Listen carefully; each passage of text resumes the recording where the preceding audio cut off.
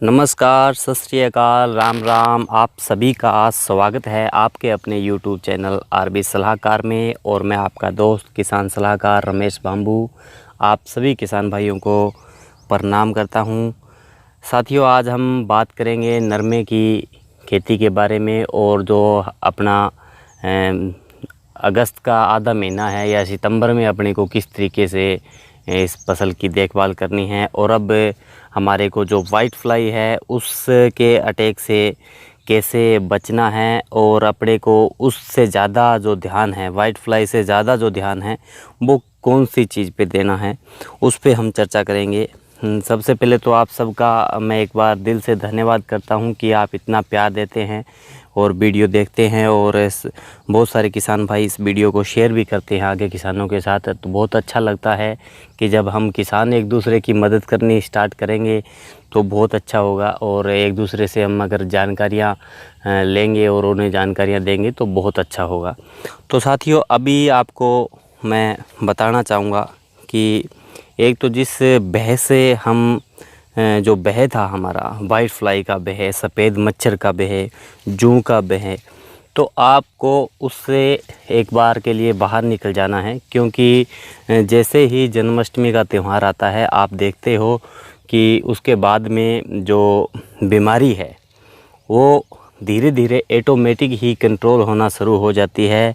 चाहे वो सफ़ेद मच्छर हो, चाहे हरा तेला हो, चाहे जूं हो, चाहे थ्रिप्स हो, जो भी मतलब जो कीट नरमे की फसल पे अटैक करते हैं, वो जैसे जैसे रात के समय में ठंड बढ़ती है तो वो बीमारी कंट्रोल हो जाती है। और ये बात मैंने पहले ही वीडियो में आपके साथ की थी कि इसको हम चाहें कि किसी केमिकल को डाल के और वाइट फ्लाई को कंट्रोल कर लें, मच्छर को कंट्रोल कर लें, तो बड़ा मुश्किल काम है ये। क्योंकि अगर ये केमिकल से ही कंट्रोल होता तो 2015 में नरमे ख़राब नहीं होते। एक किसान ने 45 स्प्रे करने के बावजूद भी अपने नरमे से वाइट फ्लाई को नहीं भगा पाया था। तो सीधा सीधा बात है कि केमिकल से नहीं, ये टेम्परेचर के साथ चलने वाली चीज़ है। और टेम्परेचर जैसे ही थोड़ा सा डाउन जाएगा और तो ये बीमारियां हैं वो ऑटोमेटिक कंट्रोल हो जाएगी। जो नरमा आप देख रहे हो किसान भाइयों, इसके अंदर एक स्प्रे की थी हमने इस वाइट फ्लाई के लिए, और बाकी देसी ट्रीटमेंट आपको पहले ही बता चुका हूँ मैं कि जो लस्सी से और जो दवाइयाँ बनाई थी वो स्प्रे की है। और दूसरा साथियों, अभी जो मैं बात करना चाहूँगा, जो ज़रूरी बात है हमारे किसान भाइयों के लिए, हमारे लिए, वो ये है कि अब हमें बीमारियों की तुलना में थोड़ा इसमें जो पोषक तत्व है उनकी तरफ ध्यान ज़्यादा देने की ज़रूरत है कि हम कौन कौन से पोषक तत्व इसको उपलब्ध करवाएं, और कौन कौन से पोषक तत्व इसको उपलब्ध करवाएं, कितनी मात्रा में उपलब्ध करवाएं। तो उस पे अपने को ज़्यादा ध्यान देने की ज़रूरत है। तो उसी पे चर्चा हम आज करेंगे। तो साथियों, क्या होता है कि सबसे पहले तो अपने को ये ध्यान होना चाहिए कि नरमे की फसल में जो सितंबर और अगस्त का लास्ट महीना है, लास्ट वीक है, इसमें कौन कौन से पोषक तत्व अपने को इसके अंदर देने हैं, वो सबसे ज़्यादा ज़रूरी महत्व का है। और दूसरा साथियों कि अब नरमे की कंडीशन कैसी है। अगर कोई किसान भाई कहता है भी अभी भी नरमे की हाइट कम है, तो अगर कोई किसान भाई कहता है भी अभी भी नरमे की हाइट कम है, तो मैं कहना चाहूँगा कि अभी नरमे की हाइट को बढ़ाना के बजाय आप उसमें जो फाल गुडी लगा हुआ है उसको कंट्रोल करने की कोशिश करेंगे तो बहुत ज़्यादा बढ़िया रहेगा, बहुत ज़्यादा बेटर रहेगा कि आप उसे कंट्रोल करें। मतलब है न कि उसको हाइट को बढ़ाने में लगे रहें। क्योंकि 9वें महीने के अंदर जो सितंबर का महीना है उसमें किसान भाई है वो नरमे की चुगाई स्टार्ट करने की विचार करते हैं, हाइट की बात नहीं करते। तो थोड़ा सा मैं आपको अगर ये नरमा दिखाना चाहूँ तो साथियों के जो फाल गुडी की बात कर रहे थे, तो इसमें बहुत ही अच्छे तरीके से फाल गुडी लगा हुआ था और अच्छे तरीके से टिंडे भी तैयार हो गए हैं। इसके लिए हमने क्या डाला वो आपने पिछली वीडियो में देखा था। अब मैं मौके का बताना चाहूँगा किसान भाइयों कि अभी हमारे को इसके अंदर सबसे ज़्यादा ज़रूरी तो है एक तो पोटेशियम। मतलब जो NPK आप 19-19 या 13-0-45 का प्रयोग करते आ रहे थे, अगर आप वहाँ पर अब मौके की स्टेज के ऊपर, यानी साथियों बीच में एक और चीज़ आपको दिखाना चाहूँगा कि वाइट फ्लाई से हमारे को डरने की बात क्यों नहीं है। ये जो कीट आपको दिखाई दे रहा है, ये जो कीट दिखाई दे रहा है, ये नरमे में आपको अब काफ़ी मात्रा के अंदर दिखाई देना शुरू हो जाएगा।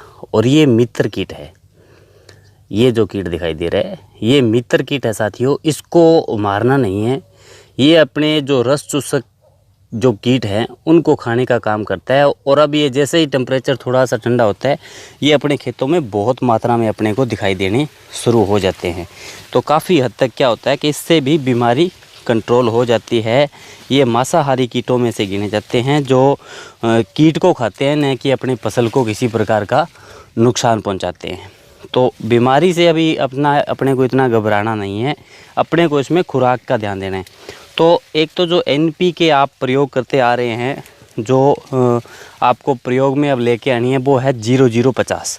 मतलब उसमें सिर्फ पोटाशियम की मात्रा है। पोटाशियम से क्या होता है साथियों कि एक तो जो टिंडा है वो जल्दी बनता है और टिंडा खिलता अच्छा सुंदर है, पूरा मतलब खिलता है।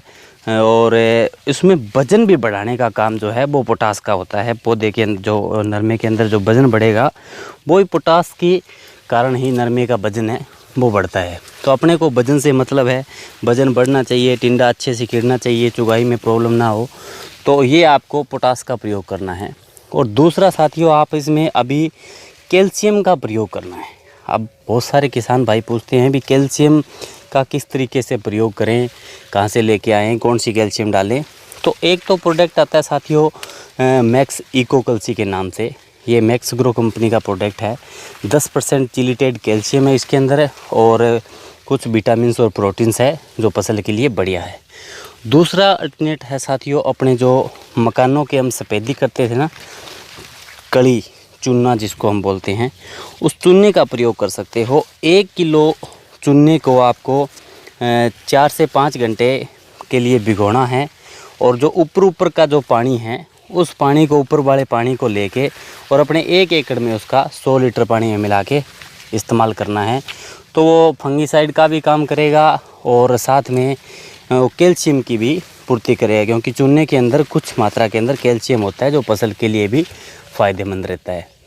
और साथियों दूसरा अपने को जो ध्यान देना है न्यूट्रिशन का, तो आपको उसमें न्यूट्रिशन जो भी उपलब्ध आप करवा सकते हैं उसमें आ जाता है साथियों। जिंक है, सल्फ़र है, मैग्नीज है, कॉपर है, कोबाल्ट है, क्लोरीन है।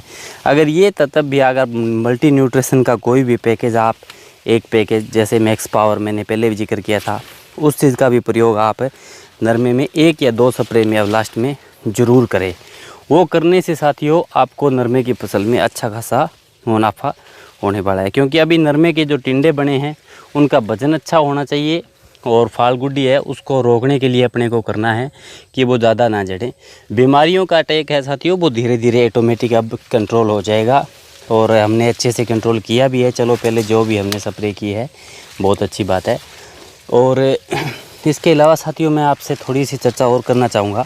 लास्ट स्टेज जो नरमे की होती है उस पे चलो हम और वीडियो बनाएंगे, लेकिन अभी जो अगस्त का महीना लास्ट का है और सितंबर का महीना है, 9वां महीना है, उसमें अपने को कौन कौन सी चीज़ों का जो मुख्य रूप से ध्यान देना है उस पर चर्चा करनी है। अभी साथियों क्या होता है कि थोड़ी सी धुंध आनी शुरू हो जाती है। कुछ किसान भाई चलो भाषा के हिसाब से नहीं समझेंगे तो वो कोशिश करना कि मैं दिखा देता हूँ कि अब भी क्या होता है साथियों कि पत्ते के ऊपर, ये देखिए ये पत्ता चमक रहा है ना साथियों, ये क्या होता है कि पत्ते के ऊपर पानी आने की जो ओस बोलते हैं उसको, ओस आनी स्टार्ट हो जाती है। और इस कंडीशन में साथियों क्या होता है कि जब पत्ते के ऊपर पानी की मात्रा आती है तो उसमें बैक्टीरिया ब्लास्ट का जो अटैक है वो ज़्यादा बढ़ने की समस्या रहती है। एक ये नई बीमारी है भी, इससे क्या होता है कि पत्ते धीरे धीरे ख़राब हो जाते हैं और पौधा बिल्कुल सूख सा जाता है, उखेड़ा जिसे हम बोल सकते हैं, या साट मार जाता है कि नरमा साट मार गया। तो ऐसी कंडीशन में साथियों बैक्टीरिया ब्लास्ट को अटैक है वो ज़्यादा आने की संभावना रहती है, क्योंकि वो नमी के कारण और पानी के कारण होता है। और अभी मौके की फसल में अगर बात करें तो नमी की मात्रा भी काफ़ी रहेगी, ओस की मात्रा भी काफ़ी रहेगी दिन प्रतिदिन, तो उसके लिए जो फंगस का अटैक है वो भी ज़्यादा होने की संभावना रहती है। तो अपने को साथियों जब तक नरमे की चुगाई, लास्ट चुगाई करें, तब तक नरमे को हरा भरा रखना है। अगर नरमा हरा भरा रहेगा तो पैदावार ऑटोमेटिक ही देगा। जितनी आपको उम्मीद है उतनी पैदावार देगा। लेकिन समय से पहले अगर ये नरमा पाक जाएगा या सूख जाएगा या इसके पत्ते हैं भोरे नहीं रहेंगे तो नरमे की पैदावार अपने को बढ़िया नहीं मिलेगी। तो नरमे को हरा भरा रखने के लिए लास्ट में साथियों आप 1-2 स्प्रे फंगीसाइड का अवश्य करिए। सिस्टोमेटिक फंगीसाइड, कॉन्टैक्ट बेस्ड फंगीसाइड दोनों मिक्स मिल जाते हैं। तो फंगीसाइड जो है वो आपको 1-2 स्प्रे लास्ट में ज़रूर करने हैं ताकि नरमा है वो हरा भरा रह सके। और हरा भरा नरमा हमेशा ही पैदावार देगा, क्योंकि उसमें जो टिंडे हैं वो खिलेंगे तो उनका वजन होगा। और जब नरमा सूख जाएगा तो टिंडे ज़रूर खिलेंगे लेकिन उसका वजन है वो कम हो जाएगा। तो उसके लिए अपने को फंगीसाइड का प्रयोग भी ज़रूर करना है 1-2 स्प्रे में। और साथियों अगली वीडियो में हम ख़ास तौर पर चर्चा करेंगे कि नरमे की पहली चुगाई और जो लास्ट की चुगाई है उसमें वज़न का अंतर क्यों रह जाता है। आपने देखा होगा कि पहली चुगाई में नरमा जो है वो काफ़ी निगर होता है, काफ़ी भारा होता है। लेकिन जैसे जैसे हम नरमे की चुगाई आगे करते जाते हैं तो नरमा हल्का होना शुरू हो जाता है और लास्ट की जो गंठड़ियाँ हैं वो तो बड़ी हल्की हल्की होती है। तो उसके लिए हम अगली वीडियो में चर्चा करेंगे कि वो नरमे की जो वज़न है उसको हम नियंत्रण पहली चुगाई की तरह कैसे रख सकते हैं, क्या कमी होती है ऐसी, तो उस पर हम चर्चा करेंगे। तो आप सबका ये वीडियो देखने के लिए मैं एक बार पुनः दिल से धन्यवाद करता हूं। और इस वीडियो को सभी किसान भाइयों में शेयर अवश्य करिएगा। और आपने अभी तक चैनल को सब्सक्राइब नहीं किया है तो लाल बटन जो आपको दिखाई दे रहा है उसको दबाकर चैनल को सब्सक्राइब ज़रूर कर लीजिएगा, जिसका कोई पैसा नहीं है। और जिन भाइयों ने किसानों ने चैनल को सब्सक्राइब कर रखा है उन सब का मैं बहुत बहुत धन्यवाद करता हूँ, शुक्रिया करता हूँ। मैं आपका दोस्त रमेश बांबू।